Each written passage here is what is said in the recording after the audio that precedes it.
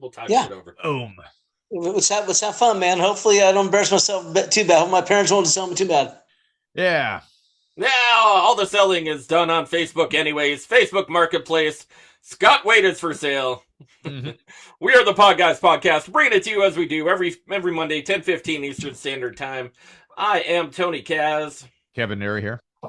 Of course, we have the ever-loving Picasso, the dreamer of all dreams, unimaginable, plus the ones imaginable. Oh, Lay Sparky. And Sparky's got the big board out there for those of you. He's saying hi on the big board. For those of you that don't know what Sparky's function here is, he draws what he has seen throughout the week. He is in spots throughout the week that no one has ever even encountered. He is a background character of this world we call the Matrix. He is in spots that people have never seen him at, but he just keeps in his mind of what he sees, and he draws it with such graphic, phenomenal specifications that no one can even keep up with. By the way, Sparky was at WrestleMania this weekend. He was at WrestleMania this weekend. He'll show you exactly where he was at WrestleMania. But Tony, we do have a fourth square. We do? We do. It Scott Waite, right? Waite or Waite? Yes, Waite, you got it. Scott Waite, yeah. Wait, Scotty Waite. Nice. Scotty Waite. Now that is he's almost a waiter, but minus the R. It is. Yeah. No hard R's. Scotty is a comedian. I know what you're thinking. He looks like the T-Move version of Louis C.K. It's true. It is. It's not the Louis C.K. He looks like the Louis C.K. that wouldn't jerk off in front of you. You know what I mean? Yeah. The non-sexual, bet, Scotty. The non-sexual assault version of Louis C.K. right there. We got right on the Podguyz Podcast. We said, "Hey, Louis C.K., could you come on?" And he says, "Hold on, I'm jerking off in front of people I paid this time." Now, if you're going to jerk off in front of somebody, you got to pay him first. You can't just ask them as a friend, all right? The St. Sarah. Just can't give him a coupon like you did last time. Scotty Waite, $20. $20. $20. I charge you $20 to watch me masturbate in front of you. That's yeah. Scotty, how long have you been doing stand-up comedy? So I started comedy 10 years ago, back in 2016, because I figured what better time to start doing comedy right when Trump was running. I'm like, if Trump can be president, I could be a comedian. And it's been a whirlwind ever since, man. We've been neck and neck, man. I think he's out funny me a lot more than I've been funny, but we're working our way. You know, we're trying to get equal. You know, not possible. Not possible. I know I'm going to lose in battle, but I like to lie to myself and say I can win. But are you more of a political satirist comedian, or do you do like real news, or do you do like just funny life stories?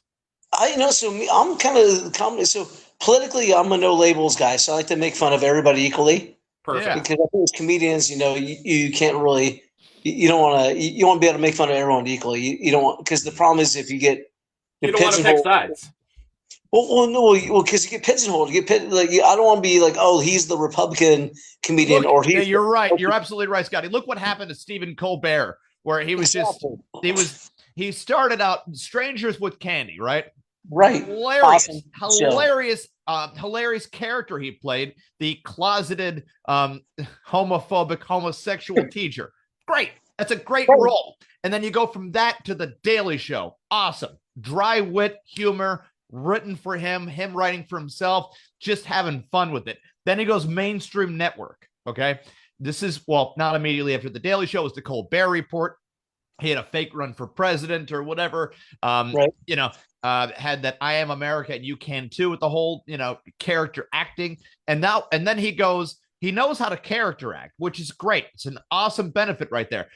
And which always led me to believe that now character acting goes so far when people know you're doing it, or even if they don't know you're doing it. But if you're going mainstream CBS late show and you're still character acting, but this is what you think that a talk show host kind of sounds like, looks like, and does, you just put yourself out there as a phony. Then, because people are tuned in to see yourself. And I didn't have to see much like Craig Ferguson. Hilarious, very funny, slapstick kind of slapstick kind of guy. Doesn't have a sidekick, but makes fun of the whole sidekick thing by having some stupid mohawk robot thing, just being real silly with the whole situation. He was. You don't really think that people could be funnier than what they're already portrayed as a short-lived character in the Drew Carey show, like a little one sketch on sort of thing. And then when you see it, you're like, okay, this is probably why Drew Carey put him on there, because he knows that the Scottish Craig Ferguson, by the way, loves being in America, did the whole immigration process. Really cool that you don't, like there's a lot of criticism that, there's a big punching bag for America. That's no one is questioning the punching bag, but that can't be the only side of the bag you hit. Every now and then you got to give the bag a little hug, because that's a part of boxing too. It's this life is a long fight sort of thing. But listen, man, Stephen Colbert he's dancing with inflatable vaccines. What the fuck are you doing? There's nothing funny about that. There's nothing entertaining about it. And that's when you hit the certain point where he's like, by the way, we won't be having a late show anymore. I'm surprised the fucking thing was still on. Like Jimmy Kimmel was crushing people in the ratings because he was not, when he first started, he was not the type of mainstream. Man, people start getting that mainstream multi-million-dollar money. It seems the only person that really was perfectly fine with the money, who didn't really change. And as much as you think that of a dick he actually was to Conan O'Brien, Jay Leno did not change who he was. Right. He'd always been a little bit of an entertainment snake, which in the entertainment field, you got to snake it up a little bit to a degree. I've been doing stand-up comedy for 16 years. You see some people rise that have talent. You see some people that fall that have talent, but you're like, what the hell? Sometimes it's related to drugs and alcohol and all that nice stuff. But Scotty, yeah, when will your rise be, and why is it starting right now on the Podguyz Podcast? Man, because you guys, I heard about this podcast, Guys Bump, like it's the old Colbert Bump, and this is the last chance. If this isn't helping my career, I don't know. I might be able to lose the K route, so I'm hoping I don't have to go that route. So. That's all right, man. Sometimes you got to get your hands a little dirty in the whole thing. Tony, where'd you find Scotty? Tony goes from one end of the internet all the way to the other end of the internet while raising a family and working and killing it all week long, all month long too. You'd think I'd just like grab people out of thin air. Yeah, just grab people out of thin air. That's what I do. Yeah. Yeah, where'd you find him, Tony? Where's Scotty? How'd you hook up with Tony? I found Scotty in an insane asylum. Okay, that makes a lot of sense now with all the white and the white behind him. It was the homeless shelter that you were doing community service for. Perfect. From that that redacted email. Yeah, stuff, / bar. Yeah. All my business. It was weird that Hillary, she deleted her whole email server, and then they're like, "Oh, we still have Epstein's emails," and she's like, "Shit, fuck." It was a lot of pizza and cream cheese. I think Tony offered me some pizza and some cream cheese. Yeah, and I think a few other things. I was like, this seems like a solid guy. They either really like pizza or it's code for something. It's unmentionable things behind a dumpster at a Dunkin' Donuts. Nice. Yeah. It was a wild night in Nashville. I don't remember. I just I think you hear the angel trumpet. That's that powder that they blow, let the Colombian hookers blow on you, and it makes you paralyzed. Yeah. Is that a real thing? That's what they call it, an angel. Is that a type of blowjob or something? I don't get it. No. There's a flower out there supposedly. I guess it was on Epstein's Island and a few other places. Okay. I guess it's kind of like they grind in the powder and you can't smell it, but they use that against you. Okay. Is that the flower that kind of hypnotizes you or something like that? Okay, so I've heard of that one, and it's not. I'll keep it in play because, you could be like a grimy person, but still know enough to be grimy around some people. With who says hey guys, you're holding Stephen Hawking that's wearing a princess dress. Time for a picture. Who says okay? Yeah, let's do that. That's a weird thing too. Everyone is already accustomed to Bill Clinton in exaggerated sexual situations due to I did not have sex with those children. Yeah, I did not have sexual relations with them children on the island. She sucked my dick. I did not suck her dick. It's like, wait, what? Women don't. What is a woman? Huh? What is it? That sounds like a Bill Clinton question right there. What is a woman anyway? I don't know who a woman is. She wasn't fully developed. I didn't know if she was a woman or not. That could not be defined at the moment. I knew it was wet. I put my dick in it. I don't know. It's like, what the fuck? What's wrong with this guy? And you know what? People still remember the 90s in such a fond aspect where they would say to themselves, give him a third term. Oh. That's why I'm against term limits. I am probably one of the few people that are always against term limits. If somebody's doing a good job, let them keep doing a good job. Tell them when their job is over by not voting for them anymore. Just be done with that idea. If Mitch McConnell looks like he's dying and Kentucky keeps putting him back there, dear Kentucky, stop fucking doing that. Stop it. Get him out of there. You know, guys all polio faced out, by the way, Mitch McConnell. Blame your parents for that one. They were one of the last farming corporate companies to get rid of, actually the last farming companies that got grandfathered into not getting rid of the chemical DDT that little Mitch got involved in right in the fucking barn. That's why he had to be hospitalized. So he's all Mr. like, oh, I have polio and blah, blah, blah. It's like, yeah, you got fucking polio, but tell the whole story, Mitch. Tell the whole story. By the way, Lindsey Graham, our good friend Ross, big shout out to Ross Jurgitz. Lindsey Graham, 0 women have accused him of sexual assault, but a lot of male prostitutes are coming forward, not about sexual assault, but about great consensual sex with the senator from South Carolina. Throwing it out there. I heard he was the guy on the video of the Senate floor. When they filmed the video of the Senate floor, he was the guy. He was the bottom, and I think that's why. So they actually had to delete the video. He they didn't want him to. They didn't want that to leak because his gay votes would have went through the roof, or through his butt, one of the two, Yeah, that's it's a weird thing because he's voted against gay marriage, and they're all like, so Lindsey is non-committal then? Yeah, he's afraid of commitment so much he keeps voting against the gay marriage. He's like, I know. But I can't resist it. I got to say no, because if I say yes, then all my boyfriends are going to say, "Where's my ring?" Yeah. So, Scotty, how old are you? What's your age right there, man? So, man, I'll be 47 in July, dude. So, oh my God, you're still a pup right there. Isn't that crazy? I'm an old man, dude. An old man. I shouldn't tell you I'm single, or it makes sense I'm single. Probably, Have you ever been married, or how many times have you been divorced? No, never been married. Haven't you seen his bare walls in his apartment? I do, yeah. Look at these beautiful bare walls. Come on. I only said my apartment earlier when we were doing the tour before the podcast, but I'm living a pretty fancy life with all these cool mirrors. Well, just think, if you were married, your walls would not be bare, and then you would not be there. Okay, that's true. You would eventually be, the women true. that come in there, they're like, oh, this is really nice life you got there. If only I decorated and you weren't here. It would even be better. That's how I draw these. That's how I get the women. I'm like, hey, this could be all your. This blank canvas can be yours. All these walls can be yours to decorate. Walls. What's your take on that? On the astronaut who had been sexually assaulting women? I got to figure it.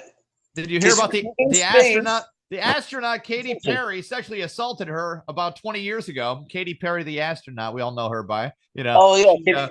She kissed a girl and she liked it, but the other girl said, "This is a rape. Stop it. Get off of me." The bad girl, Ruby Rose, whatever. Yeah, Ruby Rose was apparently sexually assaulted by Katy Perry, who kissed her, liked it, but Ruby Rose said, "Get the fuck off me, astronaut lady." No, she said something about her having her stinky V put on her face. Really? Yeah. Law enforcement said there was something fishy going on.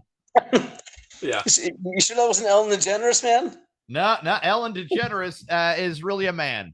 It is really a man. It's Albert DeGeneres. He just looks, yeah. That is Eminem's mom right there. Sparky, flip that around. That it's what's Eminem's mom's name? It says Epstein Island goes to Oz. Stephen Hawking as the Tin Man, Bill Clinton as the Scarecrow, and Katy Perry as the Lion. Please, Dorothy, smell the poppy. Yeah. I love how the Tin Man's in a wheelchair. Like that's fucking no, Sparky. Keep that up. Keep that up right there. Keep that picture up real quick. We're going through the play-by-play. You could tell that Stephen Hawking is the Tin Man in this because he's in a wheelchair, and the Tin Man at the beginning where they meet him, he's like, and they're like, you know what? That's good. Just keep it like that. Put it straight in front of him. Sure. That's perfectly fine. Put him in a wheelchair. That is the missed opportunity of a reboot for the Wizard of Oz we all needed. Not this Ariana Grande stuff, even though I'm sure she's going to be great in Meet the Focker 6, whatever the fuck that lame bullshit is. I thought she was going to be National Universe Skeletor. I'm like, oh yeah, she's got that Ozempic look going on right there. Whatever happened to celebrities just not eating and doing cocaine? What's wrong with these people? Yeah, come on. Back in the old days, we just do cocaine to get skinny. Now they can do both cocaine and Ozempic, double dipping. Those double dipping bastards, Big shout out to Mike Caswell right there. Mike, feel better. Hopefully he's not doing any Ozempic, right, Tony? I don't think so, but I don't know. I don't think so. God damn it, Mike! Stop doing Ozempic. It's like the monkey Stay claw. away from the pen. Stay away from that jab. That jab is dangerous. So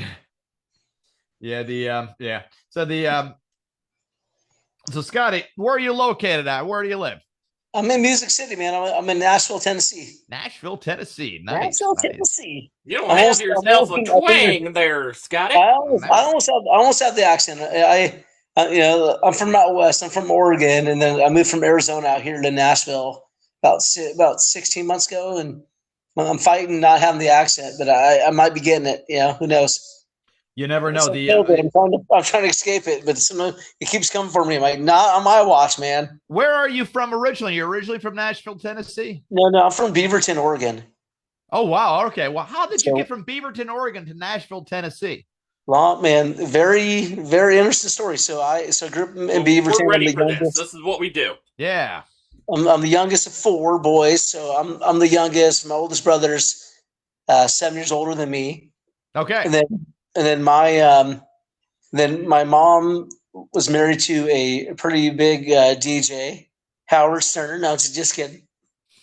And so he did he worked for one of the oldies stations out in Vegas. So he got a job there, and then moved to Vegas, graduated high school there, and then was in Ecuador for a little bit. Started missing my church out there, and then came back and basically just bounced around from my junior year of high school. Then I went to school in Idaho for a little bit, and then lived in Phoenix and Utah for the last 23 years, and the last 15 was in Phoenix. And then my nephew came to play baseball at Vanderbilt, so I was like, man, I'm gonna kick. I'm like, see you later, Phoenix, kicking rocks, dude. And we do have a lot of mutual friends on here. I'm checking you out again here. Mike Stankovich, you good friends with Mike? Yeah, I know Mike. Love Mike to death. He's got that trademarked better than sliced bread joke that is just hits you good every time. Love Doug too. The Ryan Wise, we've had him on here before. Ryan is a really cool guy. Jay Moranti, nothing funnier than Jay. And then Julius Done. Hey, nothing but love for you, Julius. Get better, get 100%. He's got the new comedy club open up. Second lease on life, killing it. Of course, there's no quitting the guy. Absolutely no quitting the guy. I see a clip right here that you pinned from March 9th, 2024. It's at a comedy club here. I mean, let me see here. Another fun thing about me is, again, in my 40s, I'm then what is it? My entire life. Come on. Okay. That's one of my favorite. That's one of my favorite bits. Right. Yeah. I want to tell you guys one thing though. Thought before I go. Yeah, that's one of my favorite jokes. So I just kind of. Oh, Mike, it's so crazy, kind of off the cuff, It's kind of, when you're in the moment. Your mom. You talk about your mom dying now that you dress yourself. What's going on? Mm-hmm. Okay. It's true. My mom passed away, so why didn't you go the different route, Scotty? Why didn't you just say, like, now that your mom's gone, you dress yourself? But it took a little bit for you to learn how to do that, So right. 5 times you got arrested for just walking around naked. and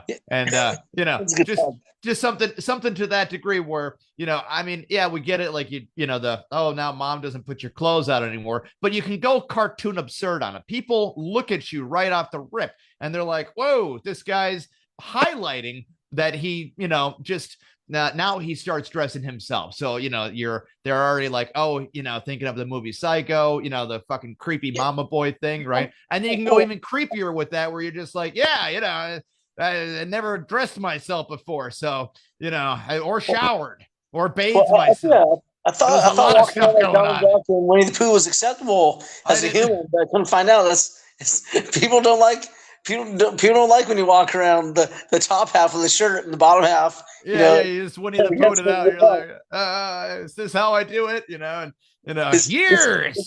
Is that a transgender woman? What's going on down there? People had never known why my mother kept dressing me like a jerk off. She said, Scotty, I want you to have an average job so you'll never move out and leave me. So she put me in a plain t-shirt all the time. I need you to be an Uber driver for life. So I'm going to dress you like Adam Sandler stylist. I'm going to dress you like I don't understand. Like, if they're lucky, like I'm a very efficient person when I go to work. So if I ever did work for ICE, I would just call an Uber and arrest him. Call an Uber and arrest him. Like, come on, I could do this fucking shit all goddamn day. Let's go down Broadway here in Nashville. They have these taxi vans, and they're all driven by people that are probably not from here. You could easily just knock out at least 20, 30 if you want to. Nashville, Tennessee shots. You have your own YouTube channel or no? I do, yeah. So it's at Scotty Be Funny is my YouTube. So just all my clips I got on there. Just been I for a while. I posted for like 60 straight days, different clips, and then I just kind of ran out of clips because I don't want to keep recycling the same jokes. So I just kind of had some original, all my. There you go. Some self-deprecation right there. Midget Bruce Willis. How tall are you, Scotty?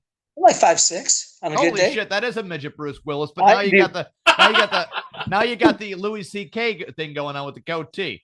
Well, I'm just slightly. You could be Brad Williams. You could be Louis C.K.'s sexual assault body double. Tag me in, Louis. Where he's, you start jerking up in front of him like, I'm tired, get in there, Yep.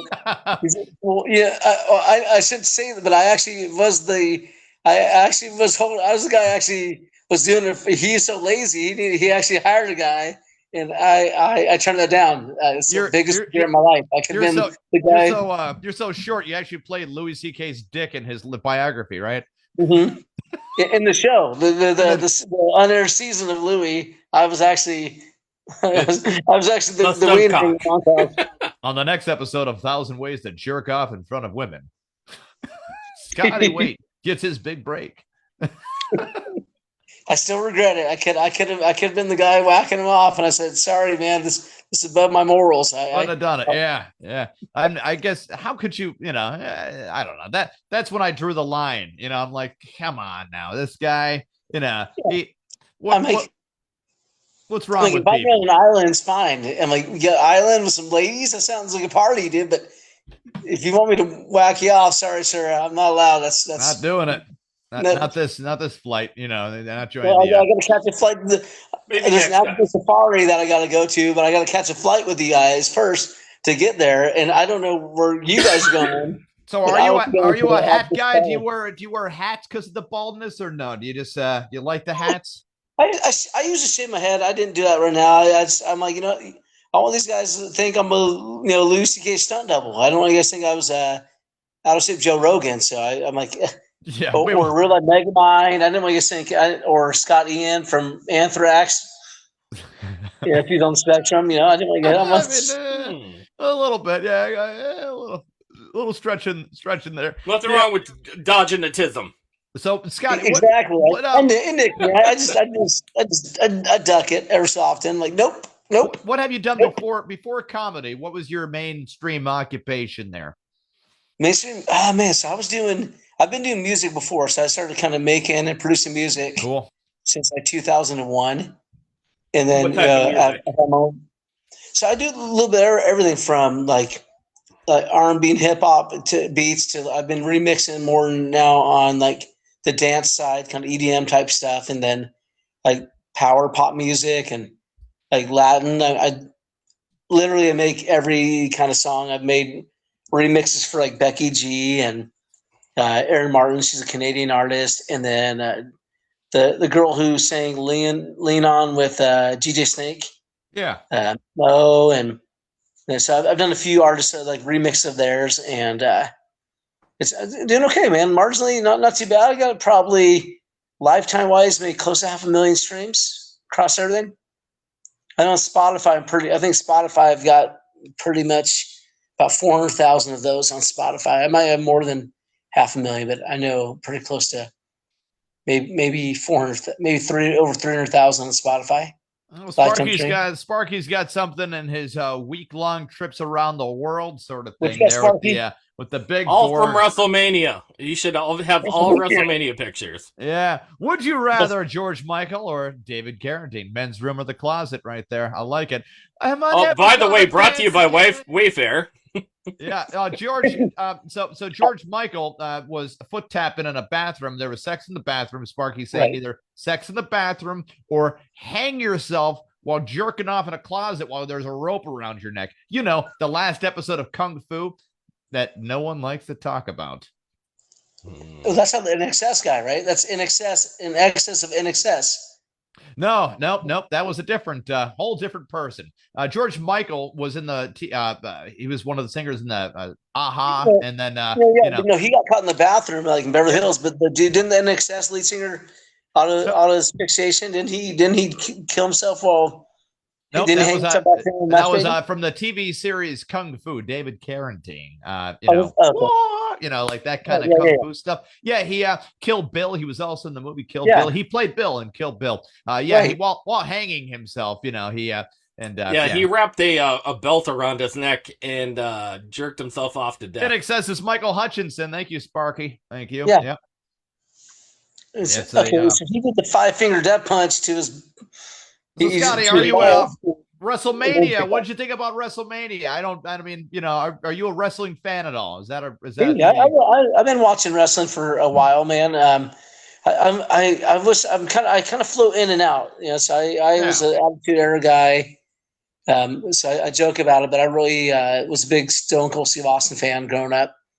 Then Hulk Hogan. People say I look like Stone Cold Steve Austin on the spectrum, but I don't know if that's accurate. I think Gilbert, maybe Gilbert. Gilbert. Yeah, I like WCW. You look like Goldberg that never did steroids. Yeah, that's true. I'm the before picture of Goldberg. You're the fucking Hot Pocket version of Gilbert. I like that. Hot Pocket. Yeah. Hot Pockets. Yeah. I was a big Goldberg fan. WCW, man. Monday Nitro was. Oh my God! There's Sparky. There's Sparky in the back right there. There's where he was at WrestleMania. There was a little bit of fighting going on at WrestleMania, not a lot of actual wrestling going on. People are just about 7 hours of promos. Oh man, it's like watching. Exactly. It's like watching people that know they're on camera do a thing anymore. You realize, like, I watched a little bit of it where they're like, "Hey, I'm going to beat you down." And you're going to feel the pain and you're never going to be the same after it. And we're cool though. And everybody is like, what the fuck are you doing? Like, I can see it in their face. Now, without people getting super, super angry and like, toxic with this, wrestlers are entertainers. Right, and they are real. They are real entertainers with real physicality and real real emotions. Tony, there used to be wrestlers back in the 88 to 98 era, especially 88 to 92 era, that they would do a combination of Percocets, cocaine, steroids. Yep. They would get so fucking they'd get so fired up, they'd get paint on their faces, intro music going for a predetermined fight. That is dedication, and that is missed today. Okay, people would be so goddamn. They'd be on the road. They'd be on the road for fucking 300 out of 365 days of the year. They'd be on the road, killing it, killing themselves, trying to get ticket sales up, going from one plane to the next. They could not break character. Okay, that's a big thing. They just couldn't break character, because if you do that, you ruin the whole entire illusion. Okay, it's almost like if a magician shows you a trick and you're like, whoa, whoa, whoa, great. And he's like, now let me show you how I did it. And you're like, why? Why are you fucking doing this? What are you doing? Why are you ruining this shit? It's like Santa Claus.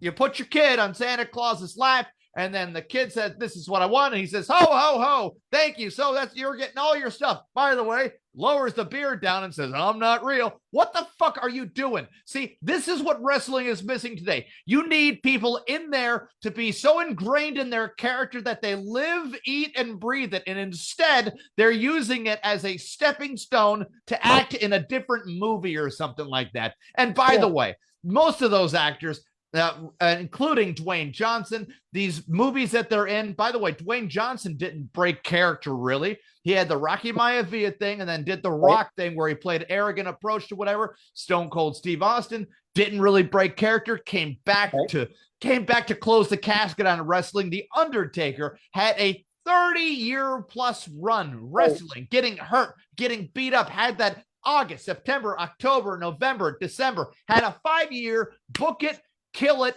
scenario, because Halloween was right there. That little niche is always there. And the Undertaker character kind of having the same walkabout like a Mike Myers or a Jason. This is the problem with WrestleMania. Over the last 27 years of crap, where now we have a surprise, but we already know the determination of like, there's no rug pull anymore. There's absolutely no rug pull. There's one of the Rhodes kids is there where, now he's going to win the title, or Roman Reigns, or everybody knows that he's going to give the title. Dude, let these guys get their fingers fucking dirty. I want to see a chair shot to the fucking head. I want to see some real brain damage. I want to see somebody stay in character, make a character. These guys aren't even characters anymore. They're doing some Roman Reigns, by the way, bald-headed Paul Heyman motherfucker, right? He's washed, okay? He's done.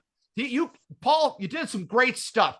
ECW, very cool. As soon as you replaced Jerry Lawler, you started taking these hands and sitting on them instead of writing with them, because you knew that you always wanted to destroy Vince McMahon's product. And congratulations, you did it. You did it. You did it all by yourself. You, and then Vince Russo sent in there, and the WCW, where he turned the WCW basically into Jerry Springer. He looked at something that gets high ratings, and he's like, okay, let's do that, and then try to keep it in the land of PG, which, by the way, you can't do that and keep it in the land of PG. So it felt like, hey, are they going to show something? No, they're not going to show something. They're obviously going to blow it, you know? So wrestling, when Vince McMahon, the biggest thing that happened to wrestling in the past 5 years is Vince McMahon raping a lot of people, okay? And that's the biggest thing. What do you got there? Cody Rhodes' face after WrestleMania? Yeah, okay. Good for his He broke his orbital bone.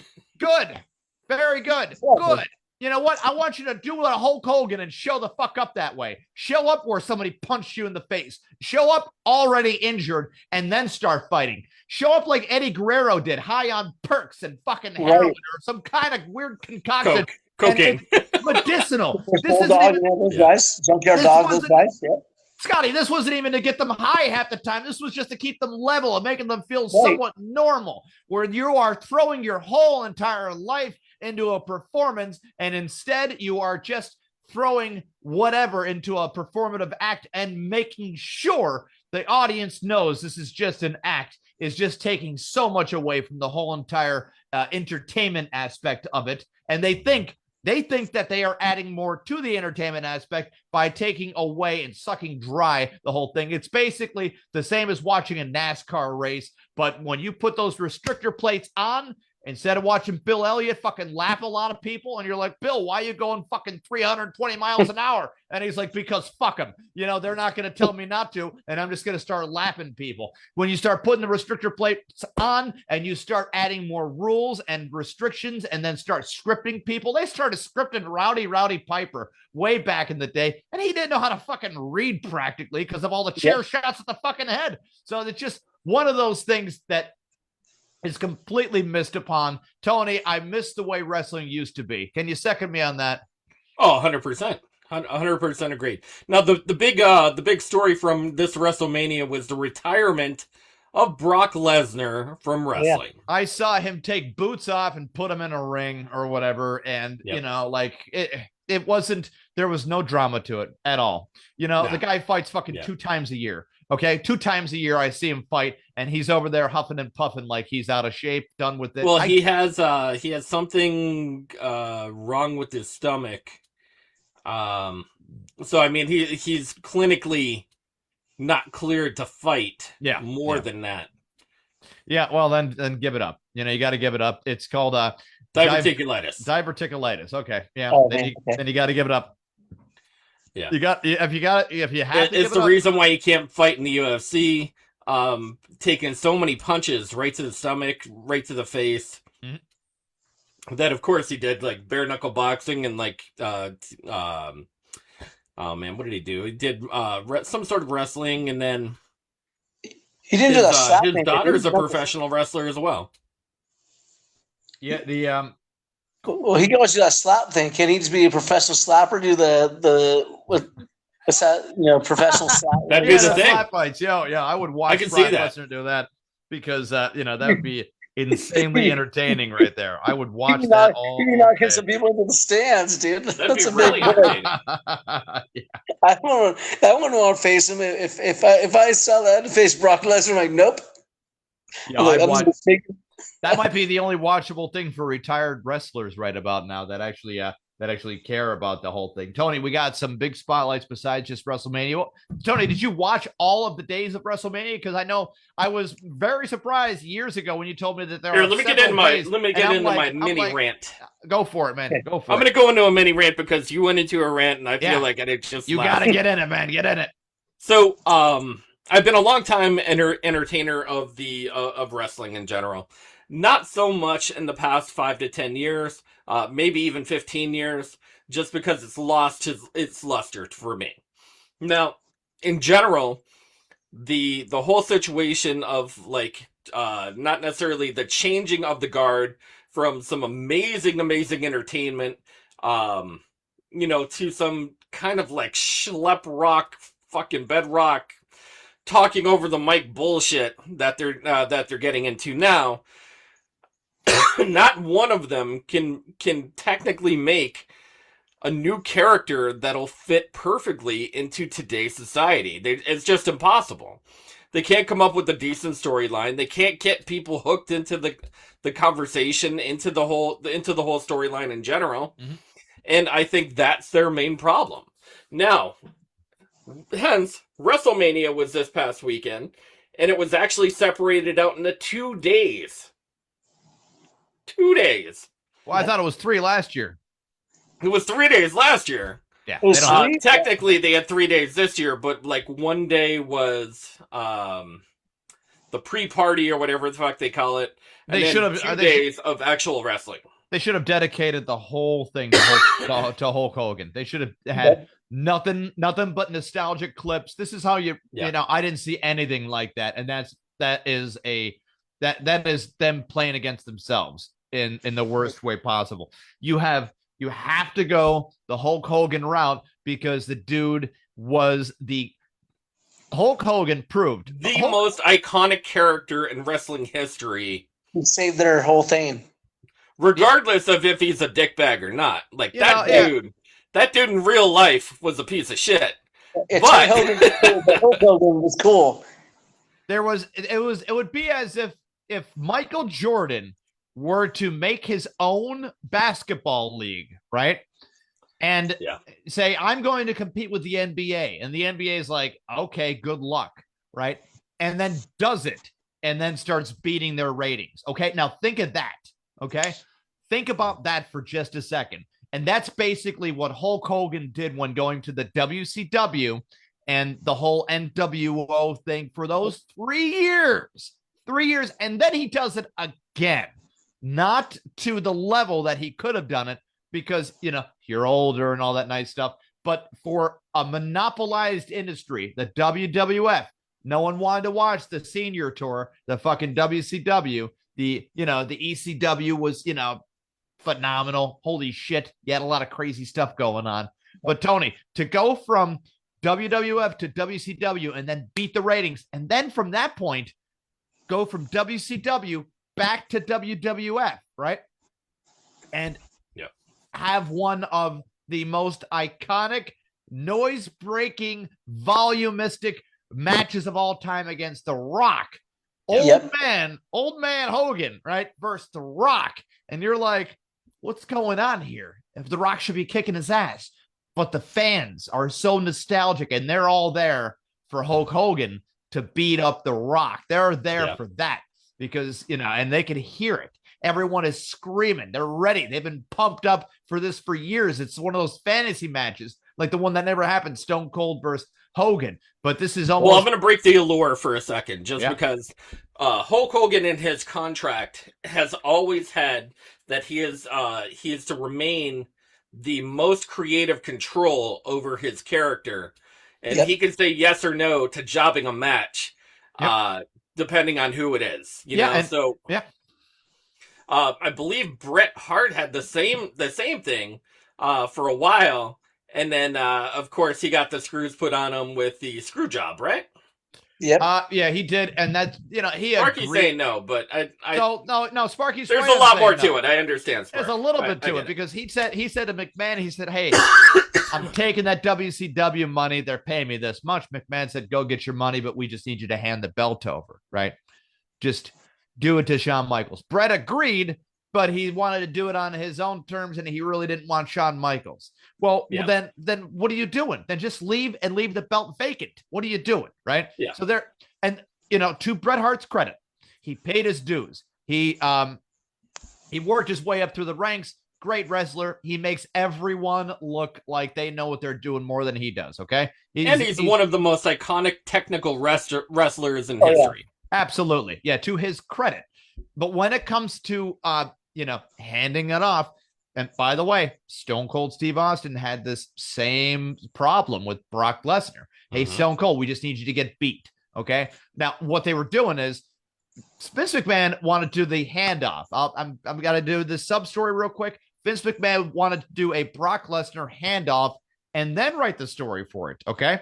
Stone Cold wanted to know what the story was. And once Vince McMahon knows that he's got a wrestler that wants to know what the story is first, he knows he's got a problem. Okay. Bret did not want to lose in home arena and agreed to lose it the next night, but Vince changed the ending. That is correct. Sparky. But Vince McMahon knows he has a problem with talent when talent starts asking about creative direction. Okay. And more money. The last talent to ask about creative direction moved his ass to WCW. Okay, that was Hulk Hogan. No. For instance, Buff Bagwell is a main fucking dude. When he was in WCW, he was getting $500,000 a year. Yeah, that's a lot from WCW, which is fantastic. Like, you're getting really great money. But he was also a headliner. He was headlining matches and doing whatever. When he was in the WWE, he was making like $30,000 a year. $30,000. That's it. Yep. Yeah. It was like minor money when he was doing it. And he actually went homeless, and he was living out of his car, I think it was, if I remember correctly. But Hogan's creative control on who he wanted to give the belt to. Now, he's dropped the belt a couple times. Right. One was to Lex Luger. Okay, he dropped the belt to Lex Luger. Yep. Yes, he did, Sparky. Yeah, he definitely did drop. He dropped the belt to Lex Luger in the WCW. He took the flex. Yes, he did. Yep, you're right. Yeah, now you remember. So, and Lex Luger even pointed out, he said that he never had a problem with Hulk Hogan. That he never bugged him for wanting to go over or anything like that. It just Hulk Hogan wanted to be beat by somebody that he knew the fans would believe could possibly beat him. And Lex Luger, being the fucking size he was, and coming to now WCW, I guess Eric Bischoff has these great series where he talks about giving Lex Luger a contract, right? He said, oh, he offered him $100,000 just to see if he would refuse it. He took it because WWF was paying nothing. They would always go for younger talent or purge people from the ECW. That was a big move. Or they would take recycled talent that the WCW didn't know what to do with. Hunter, Triple H, WCW. Okay. Yep. Undertaker, Mark, fucking WCW. You had all of these people that the WCW gets Bret Hart, right? And they don't know what the fuck to do with him. Like, this is what you do with Bret Hart. Okay. Have a tournament, have a bracketed tournament, and showcase your athletes like that. Do a similar thing to King of the Ring, only call it whatever you want to call it. But people love Bash at the Beach. Bash at the Beach. Raise the cage or something. Yeah. Make it like a bracketed tournament thing where people could really get into it that way. Fill out your brackets, fans, and all that nice crap. And any fan that has a perfect bracket, to get a fucking t-shirt, something stupid, something to involve the fans, and also to introduce new superstar talent that are already familiar. So you could have had Bret Hart win that, or at least come down to the finals or something like that. But instead, they're like, maybe he's a referee. What the fuck are you doing? What the fuck are you really doing? Seriously, this doesn't make any goddamn sense. Why would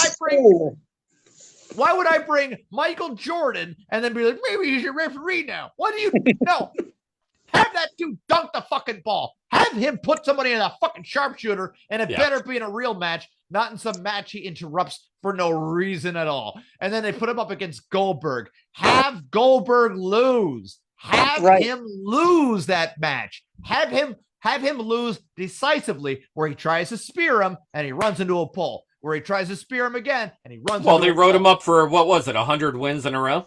They wanted to do the 100-win thing, and they skipped a lot, by the way. They skipped a lot. Oh, yeah, they did. They're like, hey, 66-0 now. It's like, wait, wasn't he last week just like 32-0? Hey, he's 82-0 now. Wait, hold on. Your math doesn't make any sense. Hey, he's got 95 wins now. Then he has 11 matches in a row. Ooh, he's at 99. What the fuck? He just had 11 matches in a row from 95. He travels a lot. Numbers don't have to matter. We showed you last week's, whatever.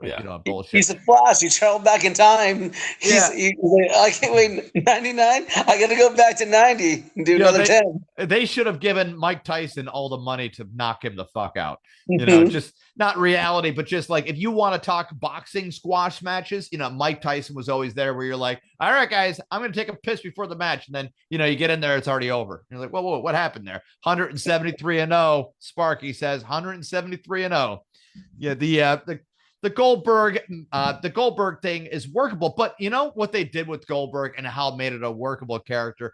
They had like the security thing. They had the intro around him. And they had iconic music, a nice intro. He never broke character. Okay. Yeah, but he was so hard to work with. It's very hard, impossible to work with. But nobody liked him. Yeah. This is a story that had zero storyline really, besides just he's winning a lot. Okay. So this is how you get the WWF back in action. You just have people treat it like a sport, okay? That's why you got jobbers out there. And more you treat that thing like an actual, like, 1-versus-1 and less storyline, let the storyline develop after the fights or whatever. Don't keep interrupting every match. It's like having one lap left of NASCAR and everyone crashes each other. Who the fuck wants to watch that? It becomes unwatchable. Turn the goddamn thing off. I'll check it out in the morning, maybe. And then when you do check it out in the morning and engage how angry you are and how fucking shitty it is, they count that as, oh, well, at least we're getting people talking about it. No, you're destroying your own product. And then you put one of the least creative people in charge right now, the Triple H or whatever the hell, whoever. Now WWE is using OBA FEMA the same way. Yeah, you're right, Sparky. Yeah, you're absolutely Obafemi. Right. Obafemi, yeah. Yeah. Yeah. Yeah, same scenario. They just did the pass the torch thing. I'm like, maybe there's a story after the fact. But the WrestleMania that will always stick out big time is the Warrior Hogan thing, where they're going the distance in a big way, right? And no one expected a clean finish is more memorable than another interrupted fucking bullshit, right, Scott? Yep. Yeah, I agree, man. That and the Andre the Giant one was awesome, huge too. I remember as a kid watching, I think it was WrestleMania 3 when Hulk and Andre, their first match, and just seeing Andre picking him up, I was like, no! Because I was a Hulkamaniac, man. Everybody was my age, but and then when he got I remember one of the most iconic matches was on the aircraft carrier for Lex Luger and Yokozuna. Oh yeah, as well. Oh yeah. Oh, I forgot about that. Yeah. Lex Luger, man, like, is he walking again? Did DDP get him to walk again yet, or no? I think dude's just so paralyzed. It's just. Oh, Sparky's saying he's walking again. Nice. Yeah. The Cheers out to DDP. The DDP, I was actually thinking that this whole time. I like Diamond Dallas Page, man. He was so fun watching that guy wrestle. Yeah, now he worked his way up through being a manager. His positive attitude has just been something. Was he really a manager? Yeah, he was the Diamond Stud. So he was the Diamond Studs manager, Razor Ramon or whatever, right? So he was his manager, and then they were like, well, why don't you you're big enough, why don't you just become a wrestler yourself? Get on the mic, do your thing, and he his character had a certain swagger about itself, a certain originality that he was really into participating for. Everyone knew that he was a good guy, baby face or whatever, but he could be a scumbag in the ring too. You're sure of it. He could equal up the scumbag thing. Then when the WWF brought in all the WCW guys, they knew who was going to work for them and who wasn't going to work for them. So they got Chris Benoit, who, by the way, great wrestler, bad family man. Not good at long distance shooting, more of a short distance shooter. Up close and personal, now. Yeah, more. What was that? I said up close and personal, Very up close and personal. Every time I see one of those memes where never mind. We'll keep the family murder suicide jokes to a minimal here for a moment. Okay, I know, Tony. How we don't want to lose the family members here. Family audience is huge for you guys. I don't want you guys to lose your family audience. We are G-rated, which is our own rating system. It's great. It's great. We were rated good to great. So Eddie Guerrero was going to work out for them, no problem. Him and that China dynamic was pretty fun to watch to a degree, and I think they tried to do a comical thing where Rey Mysterio's kid is hanging out with whatever that goth girl looking one. I don't know. You see how out of it I actually am with this whole thing. But yeah, Tony, WrestleMania is done with, but there was a retirement announced as well online. Will Smith announced his retirement of keeping Jada Pinkett Smith happy. Did you see that, Scotty? He's retired from it. It was like slapped in the face. He refuses to keep her happy. I was calling for their marriage, man. Their imaginary marriage, because Will Smith's totally straight and not gay at all. No, not gay at all. No, with a name like William Smith. Come on now. Totally wasn't hooking up with August on the side. Come on. That was a real entanglement. I think him and August were hooking up, and Jada got jealous, and so she had to lie for him. Sure not. She's one of those women where she's a mother of 3, and I think the level of bitchiness per kid just kept compounding. Where she's the mother that has a one-on-one sit down with her child. How dare you say that, Kevin? She is an amazing woman. Yeah, she'd have red talk. She'd have red talks with them. She's like, look, we're going to the red table and we're going to discuss why you're a little bit. We're going to discuss why you're such a pussy. I think she's the kind of mother that sits down with her kid and gives them the bad advice, But in a tone that it sounds like the right answer. Where the kid's like, "Hey, mom, I really think I should stop. I really think I should stop taking these Xanax drugs for my anxiety, and maybe I should just get over anything that's making me anxious in a natural way." And then she looks at her kid and she's like, "You saying this right now to me makes me think that you need more Xanax." like you see how that has the tone of it feels like the right answer, but in fact it is holy shit the wrong answer. What is wrong with you, Jada? What if she is totally like all 100% in, and then she's like, because she has the kids around the dinner table, and she's like, "Jaden, you look like a fucking idiot today," and he's like, "What, Mom? You don't love me. You don't love me, Mom." Yeah. And then he dresses up like an idiot. Yeah. Just to say it's fashion's sake. Tony, I think she's one of those moms at the breakfast or brunch table. I'm guessing brunch, right? Where she's definitely brunch. Yeah. She's got a fucking multiple mimosas. She's got a mimosa, right? She's got a little mimosas. Yeah, she's got a mimosa and she's got the family and she's like reading on her iPad and she's like, "It says 1 out of 3 kids are transgender. Why ain't one of mine transgender?" And then she's like, picks eeny, meeny, miny, mo, who's getting surgery that day, Yeah. The loser has to wear a house on their head and say it's a fashion statement. According to Tony, all you got to do is take 1 of 3 of your kids to Thailand and choppy. That's all you need. It's a simple sew and stitch. Everybody knows that. You just sew and stitch. That's all you got to do. Easier to dig a hole than build a In Thailand, right? It's called the machete, the machete and tuck. It's called the Malaysian machete. we do. It's a reverse. It's an inverse reverse. Yeah. You're only allowed to have one. What is it? One boy child in China. So they're like, "Sorry, son, something wrong." Away. Sparky's got some.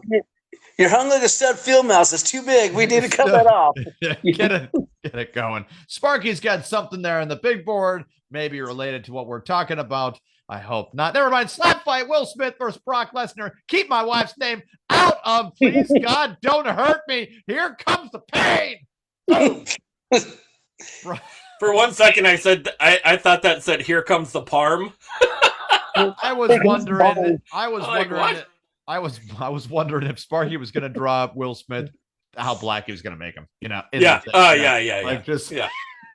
Total blackface. Are we going restroom blackface right there? But as you can tell, Scotty, Sparky is an amazing artist right there, drawing what we talk about. He's popping himself in. He's doing awesome. For our non-viewing audience out there, you're missing a lot of what Sparky's art is right there. For our viewing audience, of course, you know how great Sparky's art is. We have a New York Times article that Tony wanted to share on the Podguyz Podcast. This is a very important one that we are going to mock ruthlessly, of course. It says, Giligio beach killer told his wife that he murdered 7 women in their home. I mean, women, that it's probably a higher number than that or a lower number than that because men lie about their numbers, I guess, right? 7 women, he says. I thought women lied about their numbers. I thought we lied about our bank account and women lied about their body count. So Rex, so this is, right? Yeah. So it says, oh God, it says nothing because I don't have fucking New York Times, Tony. Thanks a lot here. The Long Island serial killer who pleaded guilty earlier this month to murdering 8 women told his wife he killed 7 of them in their house, according to an excerpt released on Monday. The Stanley Steamer guys could have told you that, right? They were like, we were over that place for fucking hours. And, we got it out. We unsteamed whatever the fuck that was, according to an excerpt released on Monday of upcoming documentary. The timeline is so exhausting. Says whatever the fuck her name is, women find a perfect husband and then nitpick over the one little thing that's wrong with them, like the murdering. Thank you, Nate Gartledge. White male in his 30s, 40s, most likely conservative, just saying, has been identified by former colleagues as a Republican and a supporter of Trump. The over-under on that when they're going to mention Trump was about 3.5. So we're at 3 right now. The under came in, Scotty. We always play this game called When Will They Mention Donald Trump for no fucking reason at all. And boom, we are coming in under 3.5 right there. Thank you, whoever Omar. on Khaleesi for 3 is going to make a lot of money. So hopefully they. Yeah, you can bet on it at Cashly.com. Bet on it on your Cashly app. The over/under of when the podcast. Kelsey. Kelsey. Okay. I mispronounce everything, dude. I don't know. I say everything phonetically or backwards. I'm trying to get into like a Gen Alpha guy where I just mispronounce names on purpose. I get it. I totally get it. Yep. I found a free thing about the story. Great. But we're gonna hit Sparky's picture real quick. Hit it up, Sparky. Let's see it, dude. Don't worry, honey. I will get a Cleveland steamer for the house.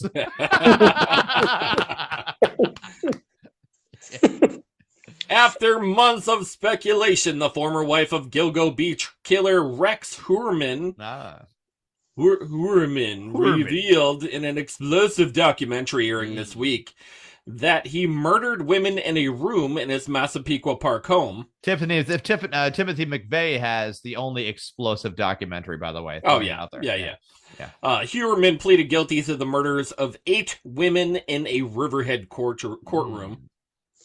Now, according to Peacock, NBC's Universal streaming service, a 4th episode of the Gilgo Beach Killer House of Secrets is set to air Thursday morning, April 23rd. I bet you his wife asked him questions like, were they prettier than me? He's like they're actually uglier. Yeah. Oh yeah, he's saying that on the phone. No, I swear. There's some girls. I'm like, these ladies. I can't date these. I can't let anybody know I hooked up with these chicks. Sorry, honey. The girls did not think I was sexy Rexy. Sexy Rexy. They looked like they botched the transition, so I had to get rid of them. My God. Now, in addition, she said her former husband told her that she and the couple's children had not been home during the murders. Wow. Well, wow. Clearly. I mean, you if you were there, you'd be a fucking co-conspirator. Yeah. I guess he's got more class than a Jerry Sandusky in his fucking rape basement. Just turn the music real loud. We're just showering down here. We're horsing around, We're horsing around naked, Finally, when asked if the murders had taken place in the home, he said yes. They were killed in his room downstairs. Wow, that's the first of all, that is a when your husband has a blood splattered room downstairs. Yeah, when you have a fucking splatter room downstairs. Yeah, and he calls it, I think, it's a splatter room. When your husband starts coming up looking like a Christian Bale from American Psycho and pure plastic with an axe, I mean, probably a little bit of a yellow flag, a little warning. He's like a real life Dexter. Okay, he has his own Dexter's Laboratory out there, Yeah, right. Yeah. Jeez. Well, what did these women do wrong? Why did he murder them, Tony? Did he give any reason for that? He didn't really go into too many details. How could it be a Dexter then? Because Dexter always has that stupid fucking. This is the whole TV show of Dexter. Do you know what he saved the details for, Kevin? His documentary, his book. His documentary, his podcast. Yeah. He's going to do a murder podcast. His podcast that he'll be doing from death row. Ah, damn it. He'll get more views than us. Another podcaster out there. Son of a bitch. You bastards. So how dare you? He's explain why he killed that specific girl. So the 7-episode podcast. This one, she just looked at me funny, so I just had to let her go. The second that's why Scotty's single. Well, that's what I'm saying, guys. Don't tell Scotty. Scotty doesn't know. Scotty doesn't know. Scotty doesn't know. I liked a really cool weather event. I don't know if you guys follow weather events, because there's some shit that happens like across the United States, across the world, that is so unexplainable. But I loved the explanation of this particular event. So apparently there was an event that happened in Branson, Yep. It was purple rain, purple rain. Yep, this is what happens when you blend the movies Singing in the Rain and Purple Rain together. Yeah. Purple rain, acid rain. It was purple rain. So was it acid rain or was it actual? Was purple not rain? acid rain. An unusual weather event caught residents off guard after heavy rainfall appeared purple in color across parts of the area. Officials say the discoloration may be linked to airborne dye particles from a nearby industrial facility, Wow. which were carried into the storm system and mixed with the rain as it moved through the region. The rain quickly coated roads, vehicles, parking lots, leaving visible purple streaks in pooling water throughout the scene. Yep. Prince coming from Thank beyond you, the grave. chemicals. Yeah, it was Prince. Prince was sending a message because he knew the Michael Jackson biopic's coming. He's like, I'm still the king of pop. Not this Michael Jackson guy. I will make it rain. Tony, even crazier is the whole page is a satire page. So it really didn't happen. It's No, I Onion. think it did happen. I'm just letting you know. It really did not happen. Oh, we got duped by the Onion and the Babylon Bee. Damn it. Okay, so the thing is, we are a world-renowned satirical news organization and have received many awards for our breaking news story. All content on our page is original. Yeah. Oh, man. They also have other content too, like look at all these bears walking. Look at all these bears. Wait. Because there's been purple rain in Denver, Colorado. There's been blue rain in Texas. Are they all satire? Yes, Tony, they're all satire. There are people saying saying rain in Israel because I'm not allowed to anymore. But I think it was raining gold coins in Israel one time too. So the the purple rain, a new prince. People are in the when doves cry, who stands in there? I swear, zombies. Blah blah blah. People are saying, I guess no one knows this is a satire page. AI, what's wrong with everybody? A lot of reasonable voices in the comments talking about how this is definitely not a real thing. Some Lauren Hausman Whitehawk says chemtrails. Sorry, Lauren, you're way off on things. That's fine, but that's fine. It's the return of Prince. Too much chemtrails. I was expecting to hear Purple Rain playing. Weather tailor made by you. Windshield washer fluids free for everyone today. A lot of cool comments there. Something Sparky. Sparky,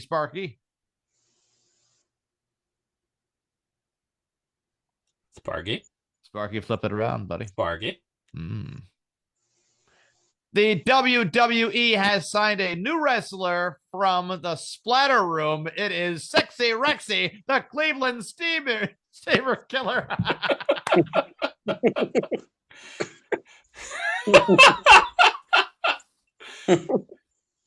Man named Jake Paul, so that's good. I'm gonna check. I'm gonna do a double check real quick on did it really rain purple? Rain purple. Just throwing it out here. What did Prince, look at this. Purple rain refers to a phenomenon where the sky appears purple or reddish purple associated with hurricanes, blah blah blah. Purple Rain song. What does Prince actually mean? Blah blah blah. Prince. Fucking. Ain't nothing here. There is a license, or not to say license, but there's photo evidence of Purple Rain that did fall throughout many a years, even including 2018, where it fell in the North Carolina mountains. Combination of the sunset and rain created a purple display. So, I mean, it's a real thing. It is a real thing. That may have been AI or duped up, but I believe it is a real thing to have purple rain. That's cool. Yeah. Yep. Up. We just got a live picture of Sparky. This is a little bit better than your art here. I'm not sure if you guys can read it, but we're gonna pop it right there. It is Katy Perry and Ruby Rose. Oh no! I know. Yeah, that is traumatic right there. That is trauma right there. The beef is a little bit too close to the face. If you catch my drift. If you don't, it's a vagina joke. And we are referencing the beef is actually the vagina, and the juices are right there. I feel love, Kevin. I feel love.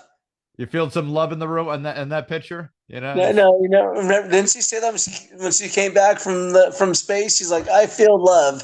Okay. Yeah, she came back from space and she's like, I feel like I need to shove my vagina in Ruby Race's face. She's like, where's Rose's face?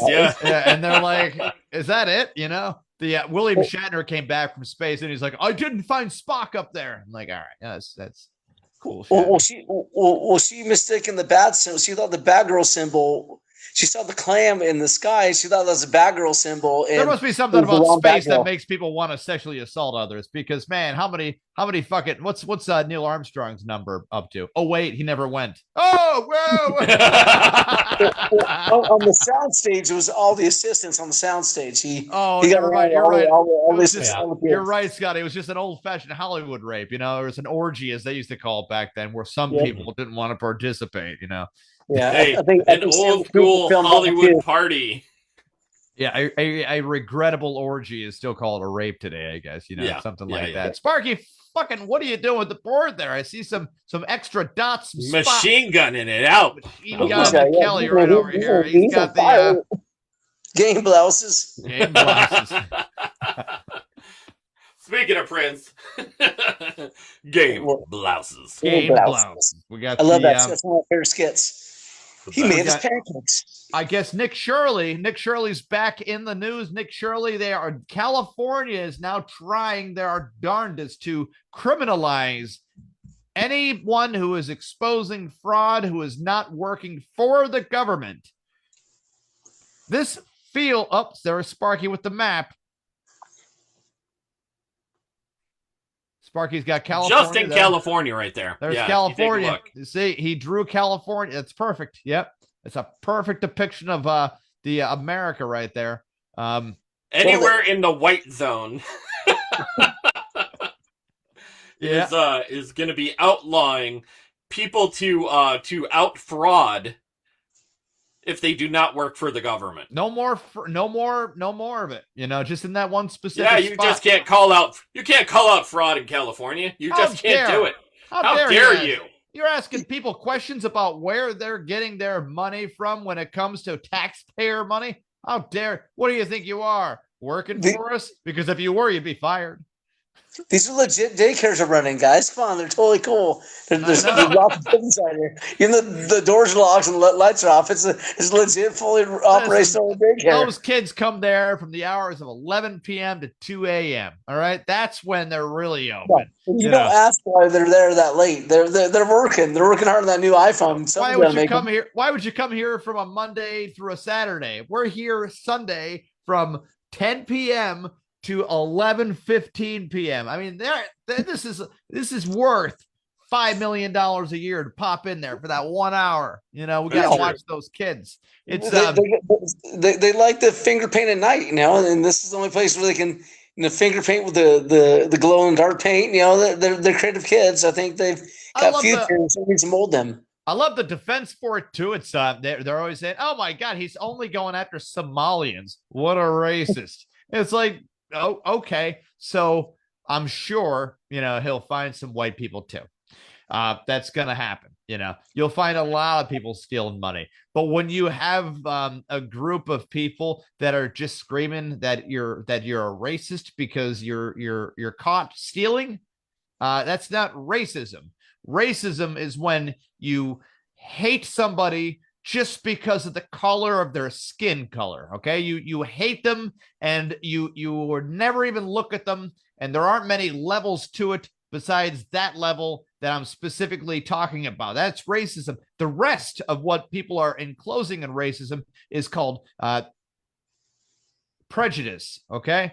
Is a prejudice, racial prejudice, which isn't racism. Racism has a lot to do with a mental disorder. Okay. There's key factors where, thank God, we aren't as a culture as bad as it used to be, where people were hanging from trees, hunted down, just that's what racism looks like. Now it's still, you still have some people out there that I'm sure they think that they're going to catch a cold or like a disease from just touching somebody that have a different skin color. And it is probably a mental disorder to a degree. But in reality, when the word racism is just thrown around willy-nilly, come on, man, there ain't so many fucking people out there that are just fucking racist just to be racist. Like that's not a thing. That's more of a that's more of a to shut down a side of an argument anymore. Like, oh, well, you must be a racist. Like, okay, no, that doesn't make any sense from their part. But Sparky, flip that shit around. What's going on? There goes our t-shirt warehouse. Am I done yet? No, get back to work. Okay, that's depicting. That sounds like it's depicting the Podguyz Podcast Learning Center, by the way, which is learning. Well, hold on, Tony. Early learning. Early learning. The Early Learning Center, the Podguyz Podcast, where children sew our shirts. By the way, they do a great job. Look at these shirts. Tony's got one hanging up there. Where they sew our shirts, and they learn a skill, Scotty. They learn how to not just sew our shirts, they also learn how to box them, wrap them, write a thank you card, all that good shit, right? And we don't have to English, pay them. Literature, history. They learn English, they learn literature, they learn life skills in that they would never get, okay? And we don't charge the parents for teaching them these kind of things. Okay, we teach them that for free. And the only money we make is from merchbooth.com, where you can go to merchbooth.com, scroll down to the podcast area, go to the Podguyz Podcast. We're right next to the Popcode Podcast, only better gear, cooler gear, subjectively. Hit that button, get yourself a shirt, get yourself a long sleeve tee, a hoodie, t-shirt, anything you like. Get it, because they're all handmade by the children at the Podguyz Podcast Learning Center. Okay, where if you take your kid and if you send your kid to a summer camp, they charge you thousands of dollars for your hard-earned money, and you don't know if your kids are safe. Under the supervision of the shacks that we go to on Sparky's relatives' property up by a lake, right? Those kids are safe, and they're sewing right now into midnight. Now, a lot of them don't come back home because it's cool to stay over at the shack at Sparky's place right there, sewing handmade 100% cotton. Some people are doing 90-10. We do 100% here, okay? We ain't slacking on the cotton sort of thing. They're sewing them. They're having a great time. Tony, am I right on that? I think you're right on. They're having the time of their lives. And they don't take any money because they're learning life skills. It's what we do. Scotty, if you had kids, I would suggest you tell them to go to the Podguyz Podcast Learning Center. I'm telling everybody, go to the Podguyz Podcast, get a long sleeve shirt, save these kids' lives. Because if you don't, they got to go into the foster system of former t-shirt sewers. I know what you're thinking. How much are these t-shirts? Are they $50? Are they $100? They are only $20. You just give a $20 bill and you're worried about shipping. I get it. Don't worry. You get to pay for the shipping. $5, $6, $7. If you're in Alaska, you better pay for shipping, but at least you can walk around Alaska looking like the only person that listens to the Podguyz Podcast there. Turn them on. Turn all your friends on in Alaska, all 7 of them. Maybe you have more than 7 friends. I don't know how popular you are. But if you put on the Podguyz Podcast t-shirt, you can know that it was sewed by some kid that doesn't get paid a dime. And it might be in a future Sarah McLachlan commercial. Instead of puppies, he's going to transition to... Somebody once reported us saying that it's a sweatshop. Sweatshops don't have air conditioners. That's why they call them sweatshops. We put a fan in that room, okay? And, every no now and sweatiness allowed. No sweating. These kids aren't breathing at each other. The one kid was like, oh, my shirt's sticking to me. I'm like, take that shirt off. Take it off, you stupid bastard. What's wrong with you? It's hot in here. Go in front of the fan. Sew in front of the fan then. And then he was like, I don't want to be here anymore. La, la, la. Kids get in moods when they're learning, kids that are learning no kid wants to go to school and say, oh, I want more school. They threaten them. They say, if you don't get more college, if you don't go to college, you're going to be fucking homeless or a janitor or something terrible. Kevin. Yeah. Yes, you're going off on a rant again. I am. I'm loving it. I'm loving it. You know what we need to do? We need to end the show, Tony. We need to wrap it up like we wrap those shirts. Yeah, we need to wrap. It's fun, guys. I could have been in this for another hour and a half. Easy, dude. Of course. Big shout out to Scotty Waite. Scotty, where are you doing anything remotely soon as far as comedy or? I'm getting ready to hit the road soon. So if you guys want to come see me do comedy, man, hit me up, dude. Follow me on Instagram. It's got to be funny. Watch my videos on YouTube and DMs are open. Any bookers, club, you guys want to see me do some comedy in your place? I got material, man. So I'll come to you. Any open mics, bar I did shows. watch a YouTube thing where you were doing like religious stuff.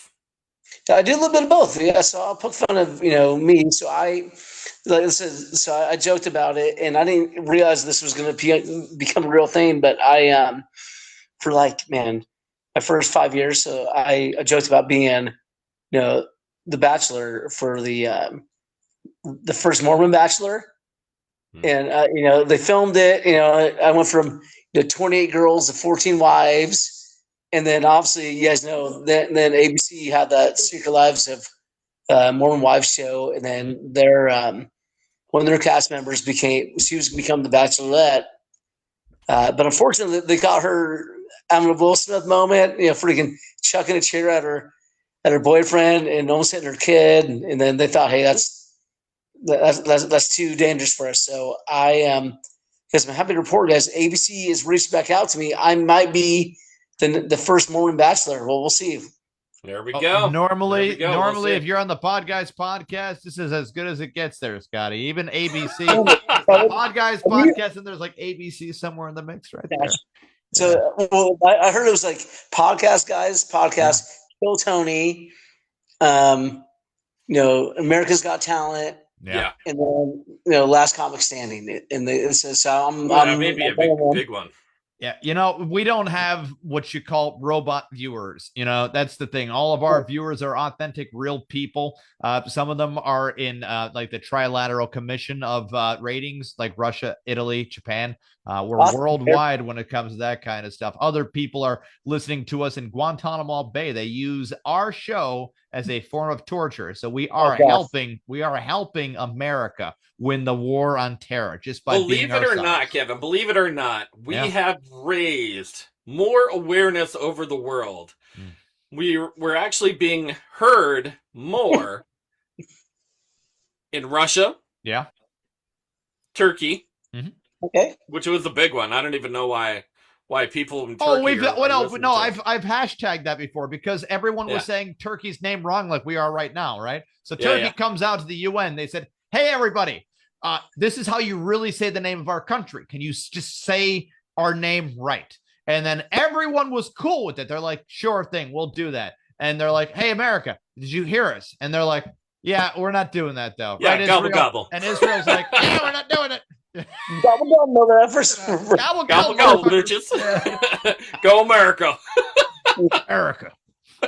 America, fuck yeah. Did we become best friends, Kevin? Did we just become best friends? Quick, name it first. You're not part of the magazine. Oh, man. Every time I'm watching that Showtime thing, I keep hearing Riley, where he's going on. And I'm like, wow, he's really, never mind, Step Brothers again. And then it's anyways, Sparky, where can you find us if you're looking for us? You can find us on every single major streaming platform, including iHeart, Spotify, Spreaker, Deezer, Castbox, Pocket Cast, GeoReel, YouTube, Facebook Live Video, Google, Amazon, and anywhere else. Just look up our name and you can find us. Anywhere and everywhere. I need to make a Funko for me, man. I need Sparky to make a Funko of me. It looks like he has quite a big Funko collection. I think you need to make one for me if you know how to make one or you know somebody. I'm in, dude. So Sparky, that'd be really cool. Sparky just buys them. He just buys them, collects them. Yeah. But once the money comes rolling in, I think he's gonna buy his own Funko making machine, and I think that's the next level. Sparks making some Funkos for everybody. The podcast guys, Funkos. No, we already have them. We already have our own. Oh, you do? Really? Of course, yeah. Oh, dude, that's awesome. Okay. You guys got to send me a couple, dude. That'd be so cool. Oh, yeah. All right, guys. We are the Podguyz Podcast every Monday, 10:15 Eastern Standard Time. We're outie. We'll catch you same bat time, same bat channel next week. Some great guests ahead. We'll talk to you soon. Bye. Deuces. Bye.